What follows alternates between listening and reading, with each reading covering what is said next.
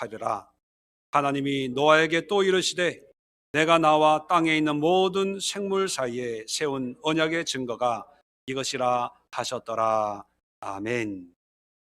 자, 오늘 함께 교독한 말씀을 가지고 무지개 앞에 서신 하나님이라고 하는 제목으로 은혜를 함께 나누려고 합니다.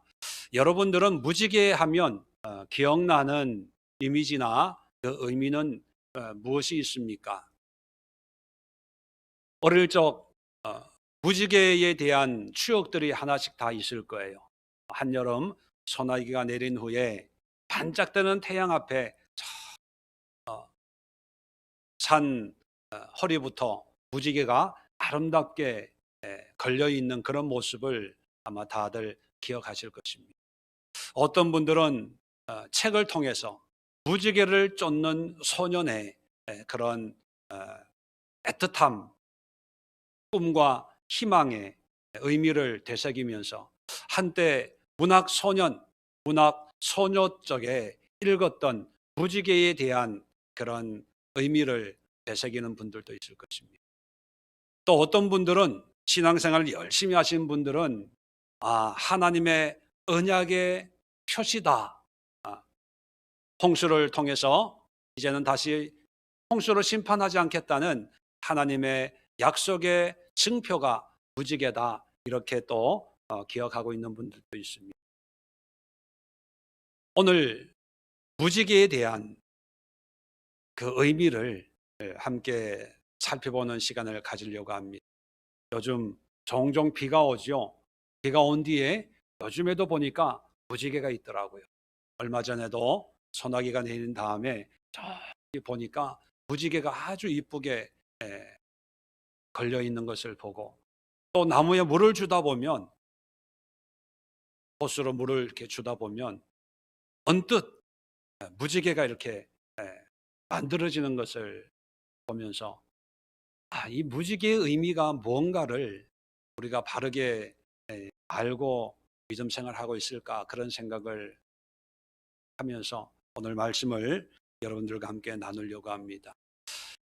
문학적인 무지개, 또 세상이 얘기하는 그런 무지개가 아니라 성경이 말하는, 하나님이 말씀하시는 그런 무지개의 의미를 우리가 바르게 이해를 해야 됩니다. 무지개에 관해서 오늘 천천히 내용을 상세하게 가르치면서 제가 설명을 해드리려고 합니다. 먼저 이 무지개에 관한 오늘 본문의 배경이 어떤 배경인가 우리가 알 필요가 있지요. 창세기 8장 24절에 보면 이런 말씀이 기록이 되어 있습니다. 24장이 아니고 14절. 창세기 8장 14절에 둘째 달 21의 날에 땅이 말랐더라. 하나님이 노아에게 말씀하여 이르시되 너는 내 아내와 내 아들들과 내 며느리들과 함께 방주에서 나오고. 자, 2월 달 27일 날 땅이 말라서 이제 방주에서 나오게 했다 하는 내용이지요.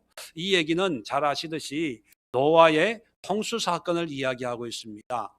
2월 27일 방주에서 나왔다는 것은요, 방주 생활을 1년 10일간 했다는 얘기입니다. 1년 10일 동안 방주에서 머물다가 이제 땅이 말라서 이제 드디어 이제 무태, 육지에 발을 내딛게 되는 그런 순간입니다. 그래서 온 노아와 그 가족, 방주에 있는 생물 외에는 이 지구상에 있는 모든 생명들이 홍수 심판으로 다 죽은 뒤에 이제 유일하게 이 사람들만, 또 짐승들만 이제 새로운 땅에 삶이 시작이 되는 것입니다. 자, 그래서 20절에 노아가 처음 한 것이 하나님 앞에 예배 드리는 것입니다. 예배를 드렸더니만 9장 1절에 이 예배를 받으시고 하나님이 말씀을 하세요. 1절 2절 보면 하나님이 노아와 그 아들들에게 복을 주시며 그들에게 이르시되 생육하고 번성하여 땅에 충만하라. 땅의 모든 짐승과 공중의 모든 새와 땅에 기는 모든 것과 바다의 모든 물고기가 너희를 두려워하며 너희를 무서워하리니 이것들은 너희 손에 붙였음이니라. 자, 생육하고 번성하고 충만하라. 인간을 창조하셨을 때 처음 복을 주시면서 하신 말씀이 이거거든요. 창세기 1장에 충만하고 다스리고 지키라. 지금 새로운 시대를, 새로운 역사를 시작하는 노아의 그 가족에게도 아담과 하와를 창조하고 말씀하신 것처럼 번성하고 생육하고 충만하고 모든 것을 다스리며 그렇게 살아라.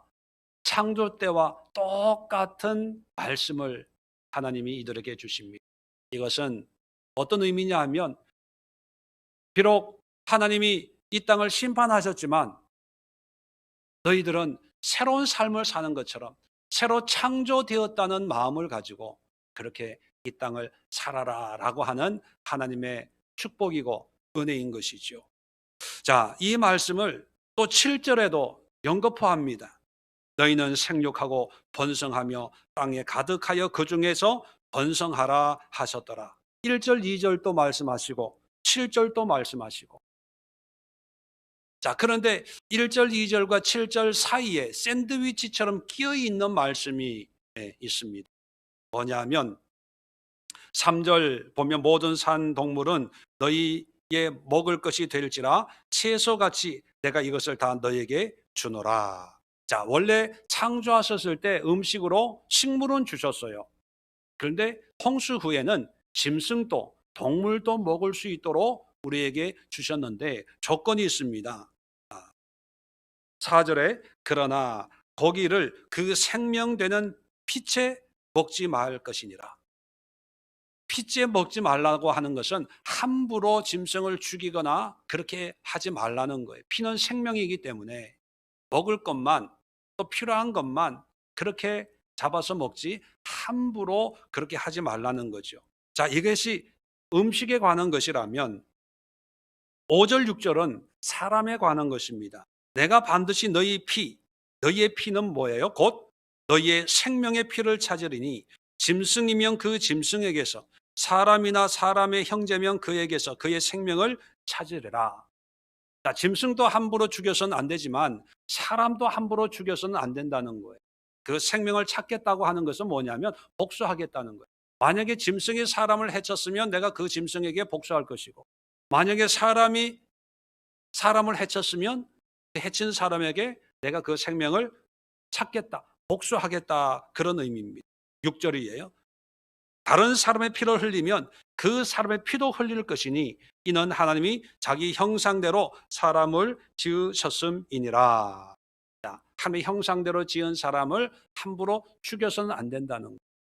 여러분, 축복에 관한 내용이 1절, 2절과 7절에 이렇게 겉과 안에 있다면 그 안쪽에 있는 말씀이 생명에 관한 거예요. 피를 흘리지 말아라. 피째 먹지 말아라.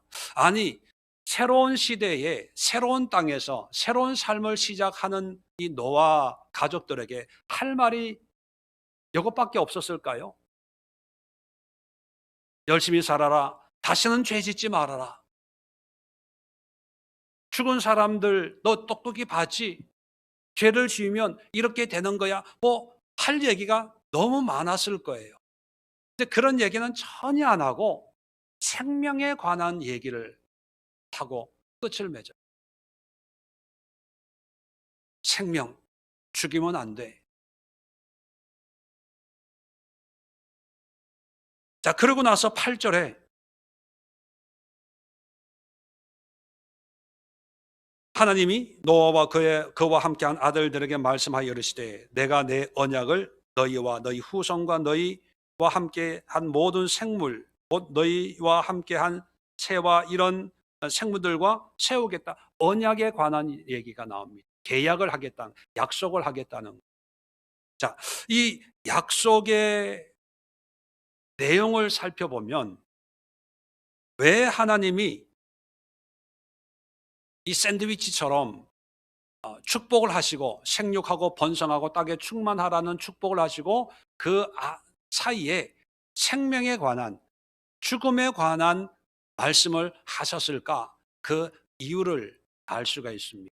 자, 그래서 우리가 이것을 노아의 언약이다 이렇게 편의상 이름을 붙입니다. 노아와 그 가족과 맺은 그 언약의 내용을 이제 8절부터 우리에게 소개해 주고 있는데, 먼저 그 대상이 누굽니까? 대상이 누구와 언약을 맺어요? 성경을 보면 너와 너희 후손과, 자, 너희 후손이라고 표현하는 걸 보니까 우리도 포함이 됩니까? 안 됩니까? 네, 우리도 포함이 돼요. 자, 너와 너희 후손과 또 너와 함께한 모든 생물, 함께한 모든 생물과도 언약을 맺어요. 자, 이게 노아 언약의 가장 큰 특징 중에 하나입니다. 모든 성경의 아브라함과의 언약, 아담과의 언약, 또 모세와의 언약, 그리고 예수님을 통해서 새 언약, 언약이라는 그런 말이 많이 등장합니다. 근데 이 언약, 약속을 할 때 항상 누구와 약속을 하고 언약을 맺냐 하면 누구와 맺어요? 믿는 사람들, 하나님의 백성들, 다시 말하면 사람들하고 언약을 맺어요. 근데 이 노아 언약은 유일하게 사람뿐만 아니라 누구와 언약을 맺냐 하면 모든 생물들하고 맺어요. 생물들.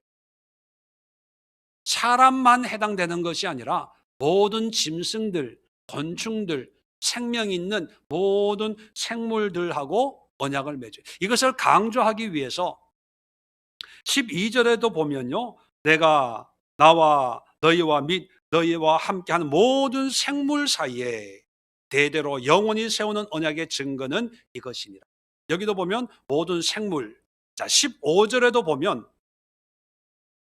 내가 나와 너희와 및 육체를 가진 모든 생물 사이에 내 언약을 기억하리니. 16절도 모든 육체를 가진 땅의 모든 생물, 이런 표현을 하고요. 17절에도 보면 나와 땅에 있는 모든 생물 사이에 세운 언약의 증거. 아니, 언약하면 우리는 하나님의 백성들, 하나님의 자녀들, 믿는 사람들하고 약속하는 거라고 생각을 했는데, 노아는요, 노아의 언약은 사람만이 아니라 동물들하고도 언약을 맺어요. 왜 동물들하고 언약을 맺는지 그 이유가 있습니다. 조금 이따 살펴보고요. 자, 그 다음에 언약을 맺는데 내용이 뭡니까? 언약의 내용 11절에 있어요. 자, 내가 너희와 언약을 세우리니. 자, 내용입니다. 다시는 모든 생물을 홍수로 멸하지 아니할 것이라. 내용이 뭐라고요? 다시는 홍수로 멸하지 아니한대. 그러면 심판 안 하겠다는 얘기예요? 아니면 심판하지만 다른 방법으로 하겠다는 얘기예요? 홍수로 심판하지 않겠다는 얘기예요. 그 얘기는 뭐냐면 심판은 하기는 한다는 거죠. 그러나 홍수로는 안 하겠다는 거예요. 왜 홍수로 안 하는지 그 이유가 있습니다. 이따가 말씀드리고 11절 다시 한번 강조합니다. 땅을 멸할 홍수가 다시는 있지 아니하리라. 다시는 홍수로 심판을 안 하겠다는 거죠. 15절에도 보면 중간쯤에 다시는 물이 모든 육체를 멸하는 홍수가 되지 아니할지니라. 홍수로 심판을 다시는 안 하겠다라고 하는 그런 언약을 맺는 거예요. 자, 언약을 맺고 언약을 맺으면 증거가 있어야 될까요? 증거. 증거가 뭐냐? 12절에 끝부분에 언약의 증거는 이것이니라 라고 하면서 13절에 내가 내 무지개를 구름 속에 두리니 이것이 나와 세상 사이의 언약의 증거니라. 자, 무지개를 보면 그 무지개가 증거하는 것이 뭐라고요? 하나님과의 언약인데 언약의 내용이 뭡니까? 다시는 불로 심판하지 않겠다. 이런 언약을 누구와 맺었다고요? 사람과 모든 생물들과 맺었다는 거죠. 그죠? 자, 그래서 이 무지개 하면 이제 이쁘다, 아름답다, 꿈을 쫓아가는 어떤 문학적인 낭만적인 의미가 아니라, 무지개하면 이제 우리 성경을 믿고 하나님을 믿는 사람들은 무지개의 의미를 이렇게 기억을 해야 됩니다. 어떻게 기억하냐 하면, 자, 그것을 14절 이하에 하나님이 친히 말씀하셨어요. 자, 내가 구름으로 땅을 덮을 때에 무지개가 구름 속에 나타나면, 자, 다른 말로 무지개를 보면 그런 뜻이죠. 내가 나와 너희와 및 육체를 가진 모든 생물 사이에 내 언약을 기억하리니. 자, 보세요. 무지개를 보면 이거를 기억한대요. 그 기억하는 내용이 다시는 물이 모든 육체를 멸하는 홍수가 되지 아니할지니라. 이게 의미라고 말씀을 드렸어요. 자, 무지개를 보면서 다시는 홍수로 심판하지 않겠다는 것을 기억하는 사람은 누굽니까? 무슨 말인지 이해가 안 되세요? 무지개를 보면서 이 무지개는 그 의미가 다시는 홍수로 심판하지 않는다는 의미야라고 하는 것을 기억하는 주체가 누구냐는 거예요. 사람이에요, 하나님이에요? 성경 보세요. 내가 누구예요? 하나님이. 내가 나와 너희와 및 육체를 가진 모든 생물 사이에 내 언약을 기억한대요. 언제? 구름 속에 무지개가 나타나면 14절에. 그러면 무지개는 누가 보라고 만들어진 사인일까요?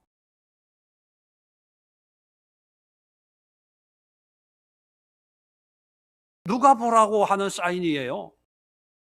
아니라니까. 사람이 아니라, 내가 아니라 누가 보는 거예요? 하나님이 보는 거예요. 하나님이. 그래서 오늘 설교 제목이 무지개 앞에 선 하나님이에요. 무지개의 증거는, 사인은 우리가 보는 게 아니라 하나님이 보는 거예요. 그래서 14절에 구름으로 땅을 덮을 때 무지개가 구름 속에 나타나면 내가 나와 너희와 및 육체를 가진 모든 생물 사이에 내 언약을 기억하리니. 내가 보고 기억하는 거예요. 자, 16절도 똑같이 말씀해요. 무지개가 구름 사이에 있으리니. 누가 보고? 내가 보고. 내가라는 것은 누구예요? 하나님이에요. 하나님이 보고 나 하나님과 모든 육체를 가진 땅의 모든 생물 사이의 영원한 언약을 기억하겠다. 누가 기억하겠다? 하나님이 기억하겠다는 거예요. 그래서 여러분, 오해하지 마세요. 무지개는 우리가 보면서 우리 인간의 의미를 기억하고 인간의 의미를 느끼는 것이 아니라, 무지개를 보면서 하나님이 이 무지개를 어떻게 바라보고 계시고 어떤 생각을 하고 있는지를 살피는 거예요. 지금까지 우리는 단순하게 무지개는 하나님의 약속이에요. 다시는 홍수로 심판하지 않겠다는 증거야. 또 세상 사람들은 무지개는 희망이고 꿈이고 아름다움이고 낭만이고 자연, 순수, 기타 등등. 그런데 성경에서 말하는 이 무지개는요, 하나님이 뭔가를 기억하도록 하는 사인이라는 거. 그러면 무지개의 의미를 이해하려면 우리 관점에서 바라봐서는 안 되고 하나님의 관점에서 무지개를 바라봐야 되는 거예요. 하나님이 무지개를 바라보면서, 무지개를 앞에 놓고 무지개를 보면서 이 하나님은 무슨 생각을 하고 있을까? 어떤 의미로 이 무지개를 보고 있을까? 이 무지개를 통해서 어떻게 하실까? 이거를 이해를 해야 됩니다. 왜냐하면 언약이라고 하는 것은 말 그대로 계약 또는 약속입니다. 하나님이 계약의, 언약의 창조주이시면 그 언약의 대상이 누구냐면 우리예요. 싫든 좋든 간에, 믿든 안 믿든 간에 모든 생물들과 모든 인간들은 이 노아와 맺은 언약의 당사자들입니다. 계약의 당사자들은 계약의 내용을 분명히 이해를 해야 돼요. 세상에서도 보험 가입할 때 꼬치꼬치 묻잖아요. 그리고 나서 나중에 마지막으로 하는 말이 있어요. 이 계약 내용을 충분히 이해하시고 동의하십니까? 거기에다가 예, 사인을 해야 계약이 완성되는 거예요. 상대방이 서로 계약의 내용을 충분히 이해를 했다는 전제하에서 효력이 발생되거든요. 마찬가지로 하나님과 우리와 맺은 이 계약의 내용을 우리가 충분히 이해를 하고 있어야 되는데 거의 대부분이 이해를 못하고 둘이 뭉술이하게 비슷하게 알고 있어요. 우리가 창세기에 나오는 이 무지개 얼마나 많이 성경을 읽었습니까? 근데 과연 이 무지개의 의미를 하나님의 입장에서 하나님의 관점에서 바라보면서 무지개는 이런 의미야. 이 무지개를 통해서 하나님은 이런 하나님이고 그런 하나님을 믿기 때문에 우리의 삶은 이러해야 되는 거야 라고 하는 이 무지개의 노아의 언약의 온전한 뜻을 알고 사는 사람들이 과연 얼마나 될까요? 오늘 무지개 앞에 선 하나님의 마음, 하나님의 모습, 하나님의 관점에서 이 무지개의 의미 세 가지를 함께 살펴보려고. 이 세 가지 의미를 우리가 분명히 이해해야 하나님과의 온전한 관계가 성립이 되고 그 관계 속에서 심판받지 않고 영원한 구원의 은혜를 누리는 언약의 백성이 될 수가 있다는 것입니다. 자, 첫 번째 무지개의 의미, 아까도 말씀드렸지만 하나님이 기억하시는 것.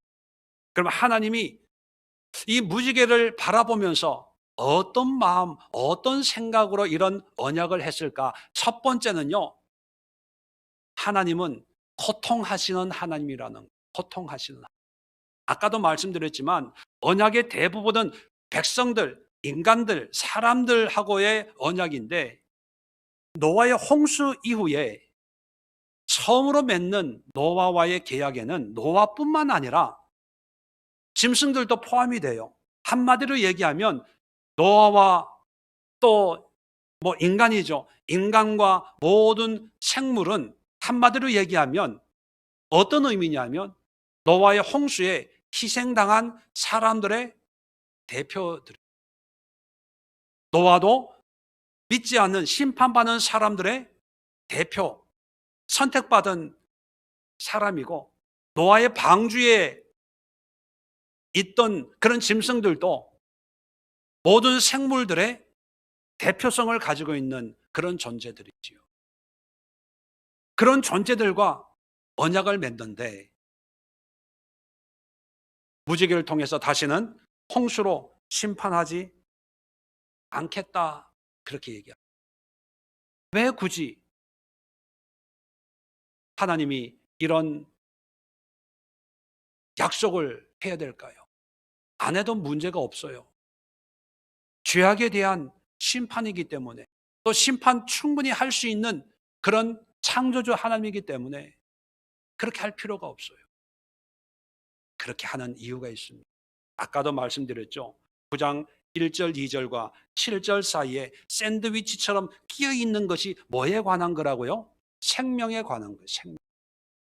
생명을 빼앗으면 안 돼. 내가 복수할 거야. 그렇게 말씀했잖아요. 왜냐하면 왜 이 말씀을 하냐 하면 하나님이 어떻게 보면 물론 이유는 우리는 다 알아요. 죄 때문에 심판하는 거라고. 근데 심판당하는 사람들 입장에서는 망하는 거잖아요. 죽는 거잖아요. 어떤 사람들은 하나님이 죄인들을 심판할 때 하나님의 능력으로 심판하면서 봤지?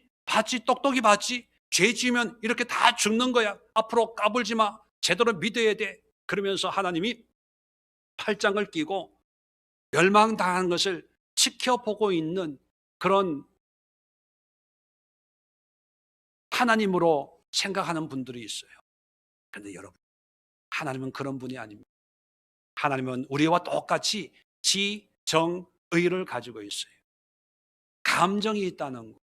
비록 죄악으로 심판당하지만 그 죽어가는 사람들, 죽어가는 생물들을 보면서 마음 아파하셨다는 것, 괴로웠다는 것.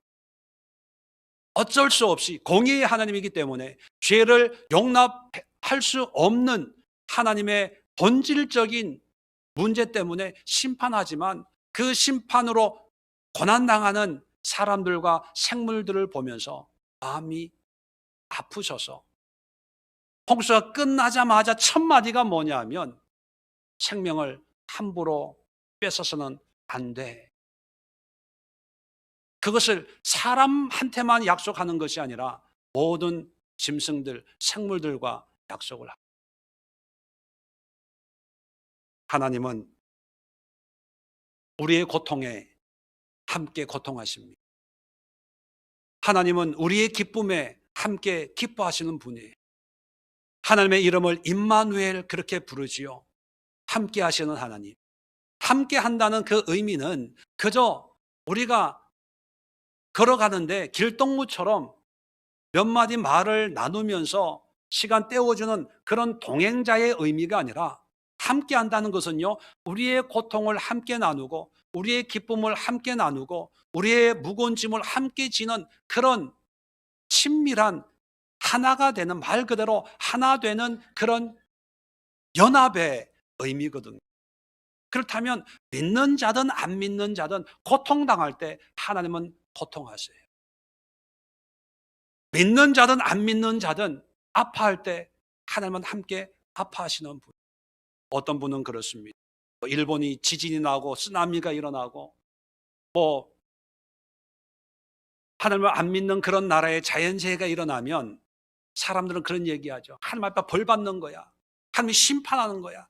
하나님을 안 믿으면 이렇게 되는 거야. 그렇게 얘기하죠. 예, 그럴 수 있어요.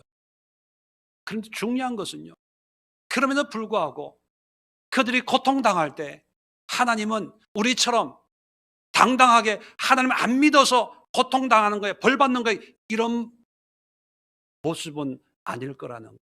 함께 아파하신다, 고통당한다는 거. 그게 무지개를 통해서 우리에게 보여주시는 하나님의 마음입니다. 하나님이 직접 친히 언약을 만들어, 그리고 무지개를 통해서 내가 기억할 거야. 다시는 홍수로 심판하지 않을 거야. 심판 속에 죽어가는 수많은 생명체들을 보면서 하나님이 힘들었기 때문이지요. 아파했기 때문에. 그렇다면 무지개를 보면서 우리는 무슨 생각을 해야 될까? 무지개를 통해서 우리는 하나님의 아픔을 이해할 수 있어야 돼요. 어떤 분들은 그런 생각하죠. 하나님, 내가 이렇게 힘들 때 이렇게 기도하고 이렇게 몸부림치는데 대답 한 번 안 하고 은혜 한 번 안 주고 하나님 도대체 어디가 있는 거예요? 뭐 하는 거예요? 하나님이 이 땅에 존재하기나 하는 겁니까? 이렇게 원망하고 막 항의하는 그런 사람들도 없지 않아 있잖아요. 여러분, 만약에 하나님이 말씀하신다면 아마 이런 대답을 할 거예요. 네가 아플 때 나도 아팠어. 네가 힘들어할 때 나도 너 옆에서 힘들어했어. 무지개 봤냐? 그 무지개는 창조주로서 심판할 수밖에 없지만 심판당하는 쥐약 덩어리 있는 그 인간들, 짐승 같은 인간들이라고 손가락질을 당하는 그런 사람들이 죽을 때조차 나는 아프고 힘들고 괴로웠어. 너희들은 짐승이 죽는 거 별로 중요하게 안 여기지만 내가 창조한, 내가 만든 그 새 한 마리, 곤충 한 마리가 물에서 떠내려가 익사할 때 나는 너무 힘들었어. 그게 이 무지개의 의미야. 그렇게 말씀하죠. 우리는 하나님을 피도 눈물도 없는 그런 심판주, 그래서 무섭고 두려움의 대상으로 여깁니다. 그리고 우리가 고난당하고 불행한 일을 당하고 어려움을 당할 때 하나님 앞에 원망해요. 왜 나에게 이런 어려움? 하나님은 무지개를 통해서 너의 고통에 나도 동참하고 있다, 그 사인을 우리에게 주고 있습니다. 그렇다면 하나님을 아프지 않게 하기 위해서, 하나님이 고통당하지 않도록 하기 위한 방법은 뭘까요? 우리가 고통당하지 않는 거예요. 우리가 기쁨과 감사로 살아가는 거예요. 그 방법은 뭡니까? 믿음으로 사는 거죠. 죄악을 멀리하는 거. 어떤 분들이 그렇게 표현하죠. 내가 죄를 짓는 것은 예수님을 다시 십자가에 못 박는 거다, 그런 표현을 합니다. 그 말과 일맥상통하는 것. 무지개를 보면서 내 삶을 되돌아보는 것. 내가 얼마나 하나님을 고통스럽게 했는지, 내가 얼마나 하나님을 아프게 했는지, 또 반대로 무지개를 보면서 내가 하나님을 얼마나 기쁘게 했는지, 얼마나 영광스럽게 했는지, 그것을 생각하는 것이 무지개의 의미라는 것입니다. 두 번째 무지개의 의미는요, 오래 참으시는 하나님입니다. 오래 참으시는. 자, 아까도 읽어드렸지만 15절 16절에 무지개를 보면서 내 언약을 기억하겠다는 거예요. 뭘 기억하겠다는 겁니까? 다시는 우리 모든 육체를 멸하는 홍수가 되지 아니할지, 물로 심판을 안 하겠다는 거, 그걸 내가 기억하겠다는 것입니다. 자, 한번 저를 한번 보세요. 지금 노아와 노아의 방주에 있던 생물들이 이제 드디어 1년 10일 만에 마른 땅에 이제 발을 디뎠습니다. 그들이 발을 디딘 이 땅은 지상의 낙원일까요? 폐허일까요? 폐허겠죠. 뭐 시체 썩은 것도 있고 뭐 말이 아닐 거예요. 말이 아닐 거예요. 홍수 난 지 1년 만에 이제 땅에 발을 디딘 거니까 뭐부터 시작해야 될지 아마 모르는 그런 상황일 거예요. 자, 그렇게 뭐 집도 짓고 밭도 일구다가 여러분 그때 비가 올까요? 안 올까요? 비가 어느 날 있을 거 아닙니까? 자, 어느 날 열심히 일하는데 갑자기 구름이 몰려오는 거예요. 천둥도 구름 꽝꽝 치는 거예요. 비가 오기 시작하는 거예요. 그러면 이 노아 가족들은 하나님이 비를 주시는구나. 그래서 어떤 영화의 한 장면처럼 팔을 쫙 벌리고 비를 맞으면서 빙글빙글 돌까요? 아니면 무서워서 도망갈까요? 경험이 없으니까 모르겠죠. 여러분 트라우마라는 거 아세요? 트라우마? 어떤 사건 사고를 당하면 그게 비슷한 것만 봐도 놀래. 뭐에 놀란 가슴 소뚜껑 보고도 놀란다는 말이 있잖아요. 그게 트라우마거든요. 트라우마. 이 사람들은요, 트라우마가 있어요. 뭐에 대한 트라우마? 비에 대한 트라우마. 경험했잖아요. 그러니까 구름만 몰려오면, 거기다가 비가 뚝뚝 떨어지면 이거 또 홍수 나는 거 아니야? 봤잖아. 목격했잖아요. 그러니까 구름이 일고 비가 오면 심장이 뛰는 공황장애처럼 숨이 멎치는 거예요. 자, 그럴 때 하나님이 뭐를 나타나게 한다고요? 무지개를 나타나. 무지개는 비가 올 때 생기는 게 아니라 비가 그칠 때 생기는. 그리고 이 비가 그칠 때도 그냥 그치는 게 아니라 비가 그치고 갑자기 구름이 싹 거쳐져 가지고 해가 쨍 할 때 무지개가 만들어지는. 공기 중에 있는 이 공기방울이 해를 받으면 해를 반사하는 굴절이라 그러죠. 빛을 굴절시키는 굴절율에 따라서 이제 색깔이 나타나게 되는 게 그게 무지개거든요. 무지개가 만들어지려면 비가 와가지고 공기 중에 습도가 아주 높고 그런 사이에 햇빛이 쨍 하고 비쳐야 되는 거예요. 그 얘기는 뭐냐면 비가 올 때 한 비를 멈추겠다는 거예요. 비만 멈추는 게 아니고 구름도 없애주겠다는 거예요. 구름만 없애주는 게 아니라 해도 쨍 내리쬐게 하겠다는 거예요. 왜요? 걱정하지 마.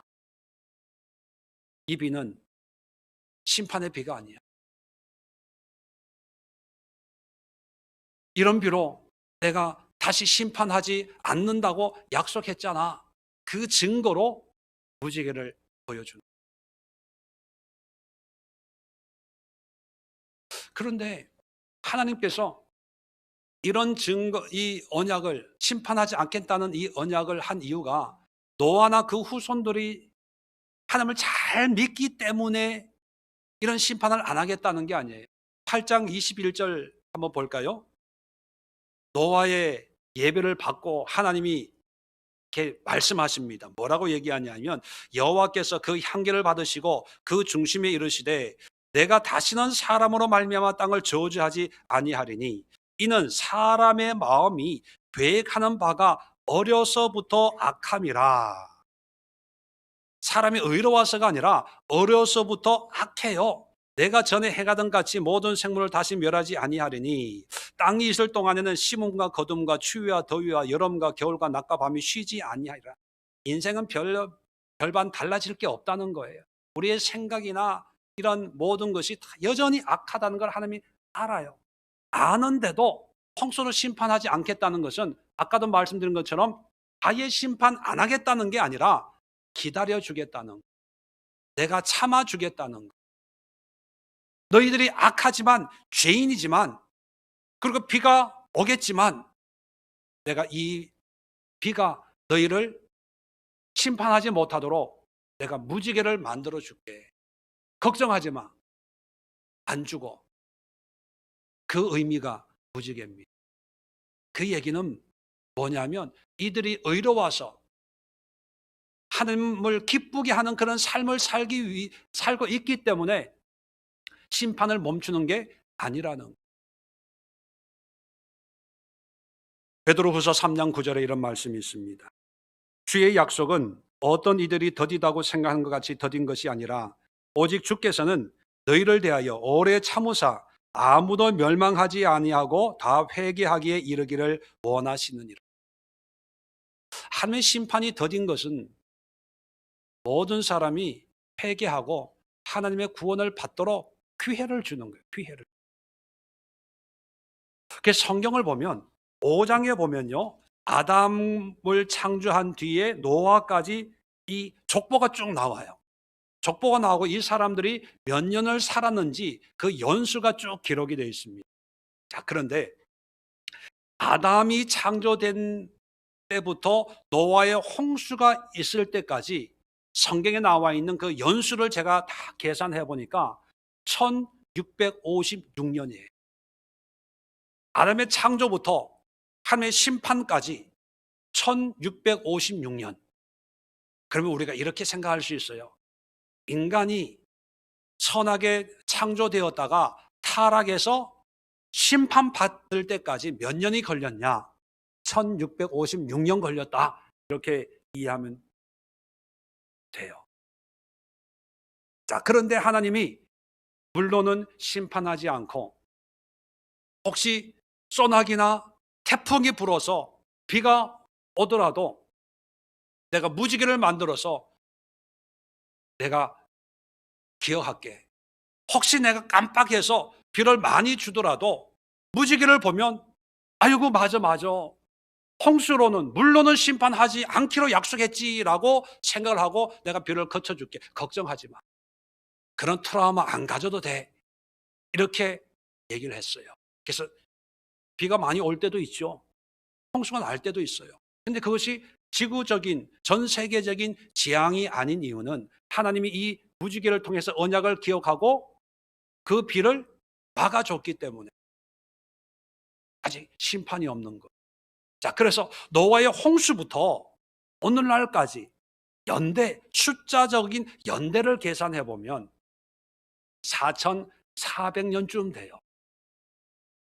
1656년 만에 심판하셨던 그 하나님이 4,000년이 지난 지금까지도 당연히 물론은 심판을 안 하신다고 했으니까 홍수 심판은 없겠지만 다른 심판은 있을 수 있잖아요. 뭐 불 심판이 있든지 유황 심판이 있든지 벼락을 치든지 원자 발전소가 폭파돼 전 세계적인 재앙이 있든지 하여튼 그런데 지금까지 4,400년이 지난 지금까지도 그런 국지적인 어떤 자연재해는 있지만 전 지구적인 재앙은 없어요. 왜 없을까요? 우리가 의로웠어요? 우리가 바르게 신앙생활 했어요? 아니에요. 이유는 단 하나예요. 뭡니까? 하나님이 참으신다는 거예요. 하나님이 기다리고 있다는 거예요. 뭐를 기다리고 있을까요? 우리가 하나님께로 돌아오기를, 회개하고 하나님의 기쁨을 드리는 삶으로 돌아오기를 기다리고 있어요. 마음만 먹으면 재앙을 내리겠지만 또 하나님이 우리의 삶을 직접 보면 야, 이것밖에 안 돼? 이렇게 살면서 내 앞에서 민노라하고 목사가 이거밖에 안 돼?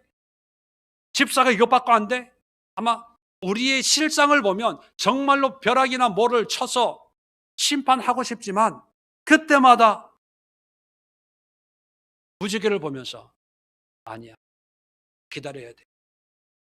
1656년 만에 내가 성절 한번 내니까 온 세상의 생물을 다 없어지는데 내가 그것 때문에 얼마나 힘들었는데 아니야, 참기로 했어.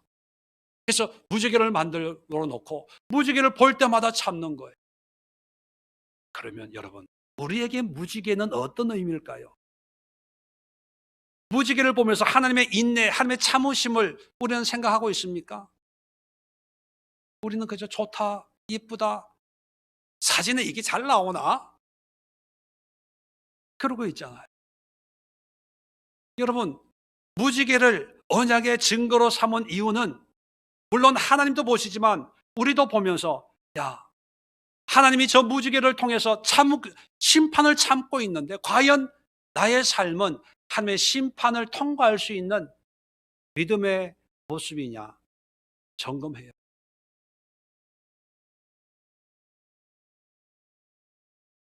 우리의 믿음과 우리의 삶을 하나님 보시기에 합당한 모습으로 노아처럼 의로운 흠이 없는 하나님의 자녀의 삶으로 점검하는 기회가 되어야 된다. 그럴 때 언약의 당사자로서 하나님의 그 계약의 내용을 충분히 인지하고 그 하나님의 뜻대로 살아낼 수 있고 장차 하나님의 보좌 앞에서 잘했다 칭찬받을 수 있는 그런 신앙의 모습이 된다는 것입니다. 그래서 무지개는요, 낭만이 아니라 우리의 삶을 온전히 회개하고 주님의 뜻으로 돌아오게 하는 하나님이 우리에게 보여주시는 사인이고 하나님에게는 지금 당장 심판하고 싶지만 지금 당장 하늘에서 불이 떨어져서 심판하고 싶지만 그래도 내가 참아야지, 기다려줘야지, 언젠가는 회개하고 돌아오겠지. 이 권사, 박 권사, 최 권사, 김 권사 찔리지 마세요. 그냥 무작위로 부르는 거니까 하나님, 예수 목사님이 나를 불렀어 이렇게 생각하지 마시고 정신 차려, 정신 차려. 내가 심판하고 싶지만 참는 거야. 알고 있어? 무지개 봐. 그 무지개는 내가 회개함으로 바라봐요. 눈물 흘리면서 애통하면서 가슴을 치면서 하나님 감사해요. 이런 죄인을 오늘까지 기다려주시고 참으셨네. 세상의 쾌락과 오락은 땅끝까지 차 타고 버스 타고 기차 타고 돌아다녔는데 교회 한 번 오는 건 큰일 하는 것처럼 큰 소리 치면서 신앙생활을 했던 내 삶을 회개합니다. 용서해 주옵소서. 눈물 흘리고 가슴을 찢고 옷을 찢고 머리를 풀어 헤치면서 주님 앞에 무릎을 꿇어야 될 그것이 바로 무지개 앞이라는 것을 기억해야 합니다. 마지막으로 세 번째, 무지개의 의미가 뭐냐 하면 죽어주시는 하나님이라는, 죽어주시는 하나님. 무지개는요, 하나님이 죽겠다는 표시예요. 이게 무슨 뜻이냐 하면 성경에 무지개라고 히브리 말로 기록된 그 언어가 케쉐트라는 단어입니다. 케쉐트라는 단어는 무지개라는 뜻이 있고 또 활이라는 뜻이 있습니다. 무지개와 활이 생긴 게 비슷하니까 고대 사회에서는 이제 한 단어를 가지고 여러 가지 의미를 이제 같이 이제 내포하고 있는 거죠. 그래서 활이나 무지개가 모양이 비슷하니까 고대 사람들은 퀘세트라는 말로 그렇게 표현을 합니다. 그래서 성경에는 이 케쉐트라는 단어가 75번 등장을 해요. 이 75번 등장하는데 4번만 무지개로 번역을 하고 있어요. 나머지 71번은 다 활이에요. 활. 전쟁할 때 쏘는 활이잖아요. 활. 근데 이 4번 무지개로 번역된 성경 본문 가운데 3번이 오늘 본문이에요. 14절, 15절, 16절, 13절, 또 14절, 16절. 요 3번에 걸쳐서 무지개로 번역이 되어 있고, 한 번은 에스겔서 1장 28절 하나님의 영광을 묘사할 때 어떻게 기록되어 있냐면, 그 사방 광채의 모양은 비 오는 날 구름에 있는 무지개 같으니 이는 여호와의 영광의 형상의 모양이라. 비 오는 날 구름에 있는 무지개 같다. 찬란한 하나님의 형상을 묘사할 때 무지개 쓰여져 있고, 나머지는 다 활이에요. 활. 전쟁할 때 죽이는 활. 그러면 언어적으로 케쉐트라고 기록을 해놨으면 거의 대부분의 사람들은 물론 무지개라고도 읽지만 활로도 이해합니다. 왜? 무지개나 활이나 서로 의미가 모양이 서로 상호 연관되어 있으니까. 자, 그런데 이 무지개를 활로 이해하면 이 활은 누구를 겨냥하고 있을까요? 죄인인 인간을 겨냥하고 있습니까? 죄가 없으신 하나님을 겨냥하고 있습니까? 여러분, 활 보셨죠? 팔이 휘어져 있는데 무지개가 위로 볼록해요? 밑으로 볼록해요? 위로 볼록하다는 얘기는 화살이 어느 방향으로 날아간다는 거예요. 하늘로 날아가는 거예요. 다시 말하면 그 화살을 받는, 활이 쏘는 방향이 하나님 자신이에요. 원래 우리는 죄를 지으면 벌은 누가 받아야 됩니까? 우리가 받아야 되는 거예요. 그래서 무지개를 만들려면 하나님이 이렇게 밑으로 볼록 오목하게 만들면 우리가 무지개를 보면서 야, 하나님이 나를 쏘시겠다, 야 제대로 살자, 뭐 이런 교훈도 받을 텐데, 무지개는 위로 볼록하고 이쁘니까 다들 좋아하잖아요. 하나님은 하나님의 언약의 증표를 만들 때 다른 걸로도 삼을 수 있습니다.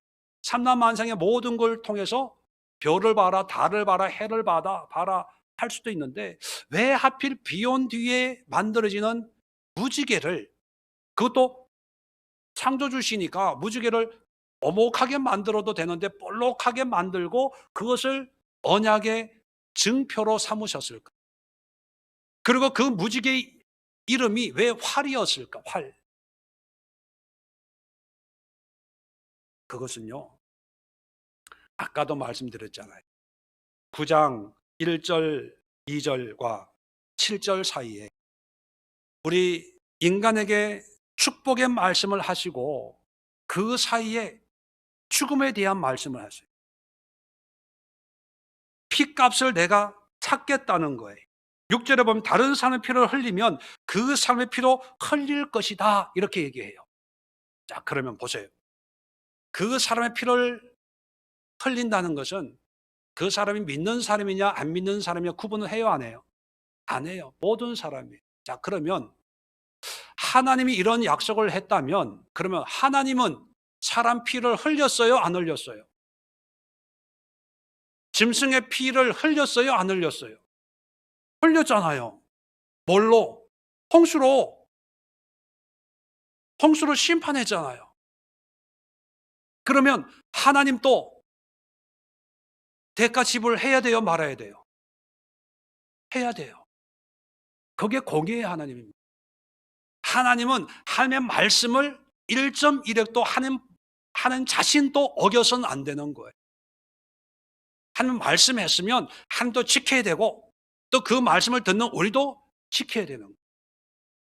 그래서 하나님이 케쉐트, 팔을 하늘에 만들어 놓고 홍수 심판으로 죄 지은 인간을 심판하는 것이 아니라 하나님 자신을 향해서 화살을 날리겠다, 그렇게 하시는 거예요.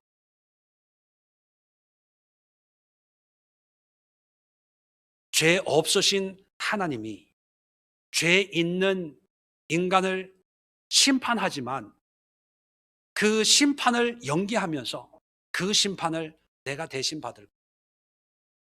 내가 대신 죽어줄게. 너의 그 죄악을 내가 대신 감당해 줄게. 라고 하는 것이 무지개예요.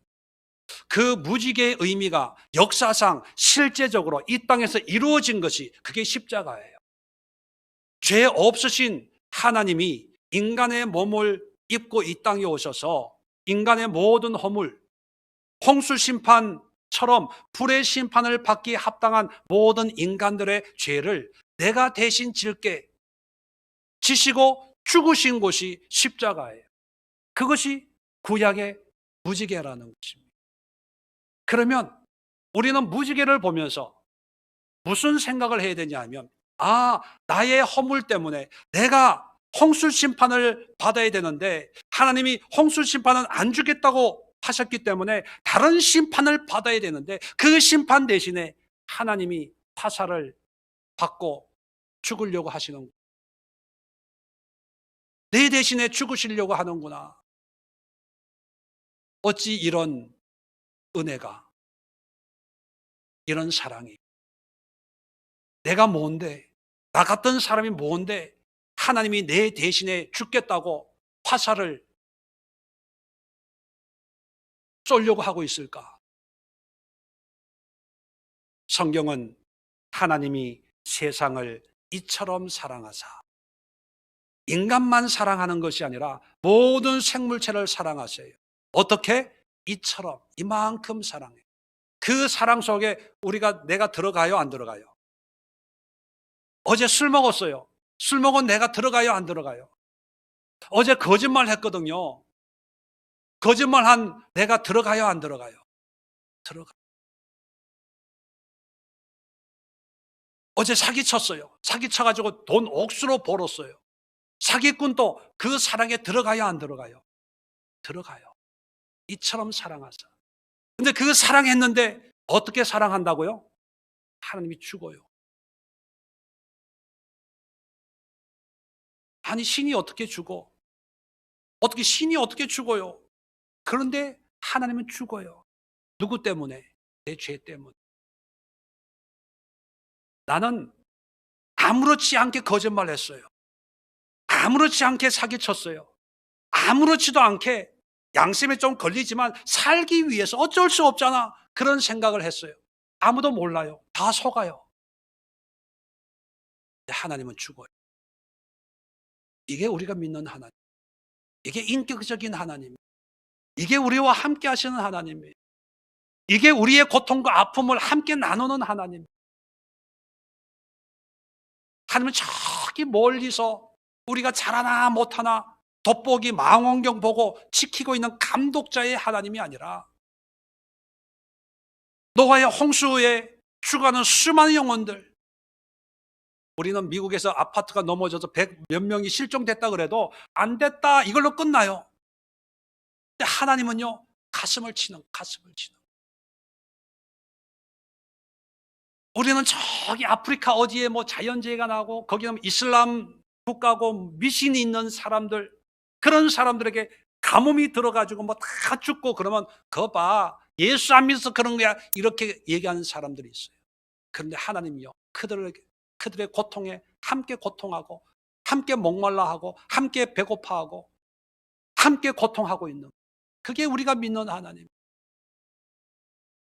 그렇기 때문에 우리는 작은 죄도 사람들이 속아주고 모른다고 해서 모르는 게 아니라 그것 때문에 하나님은 아파하시고 또 그런 모습을 하나님은 기다려주는 거예요. 참아주는 거예요. 너 언제까지 그렇게 살래? 언제까지 그런 생활을 할래? 언제까지 입을 뒤집어 쓰고 그렇게 전전긍긍할래?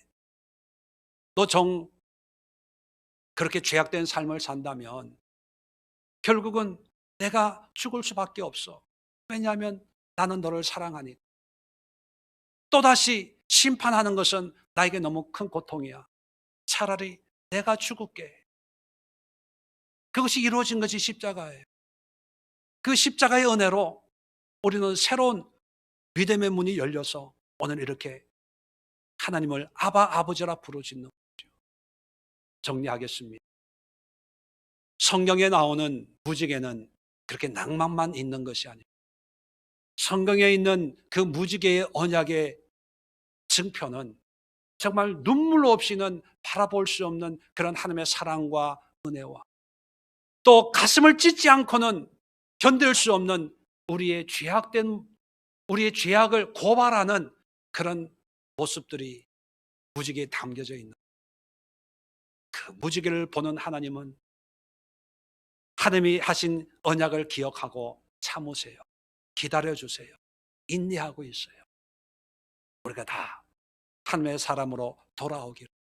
그렇다면 우리 또한 언약의 상대자로서 무지개를 보면서, 물론 요즘 무지개를 쉽게 볼 수 있는 그런 환경은 아니겠지만 무지개 보고 회개하고 싶은 분은 저희 집에 오세요. 제가 물 뿌려서 무지개 만들어 드릴게요. 날마다 아침마다 무지개 만들어 드릴 테니까 오셔서 회개하고 우리의 삶을 되돌아보고 하나님의 그 마음을 알아서 내가 부족하지만 하나님을 기쁘게 해서, 하나님도 요즘 세상 보면서 참 웃을 날 없다 이러지 않을까 생각을 해요. 그래도 내가 드리는 말 한마디, 내가 하는 예배, 내가 살아가는 삶을 통해서 하나님을 조금이라도 웃을 수 있게 만드는 그런 삶의 증표로 무지개를 마음에 새기시고 살아가는 우리 예수께 모든 성도들 되시기를 주의 이름으로 부탁을 드립니다. 기도하겠습니다. 좋으신 하나님 아버지, 무지개 앞에 서신 하나님의 모습을 바라봅니다. 늘 무지개를 바라보는 사람의 마음으로 무지개를 생각했다면 오늘 말씀을 통해서 하나님이 바라보시는 무지개를 생각하면서 무지개의 의미가 무엇인가를 살펴보았습니다. 이제 하나님의 그 마음을 깨달아 하나님을 기쁘시게 하고 오래 참으시는 하나님의 뜻을 깨달아 지금 이 시간 이 자리에서 우리의 마음과 믿음을 주님 앞에 내려놓고 주님 앞에 나아갑니다. 우리를 받아주시고 허물 많고 여전히 연약하지만 하나님을 아바 아버지로 고백하는 우리 모든 믿는 자들을 영접해 주셔서 주님 오시는 그날까지 주님의 은혜 가운데 믿음으로 주님과 함께 동행하는 우리 모든 성도들 되게 도와 주시옵소서.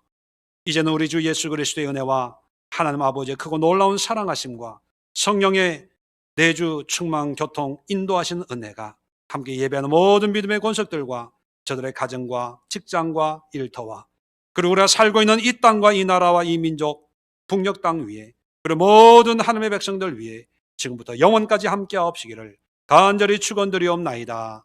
아멘.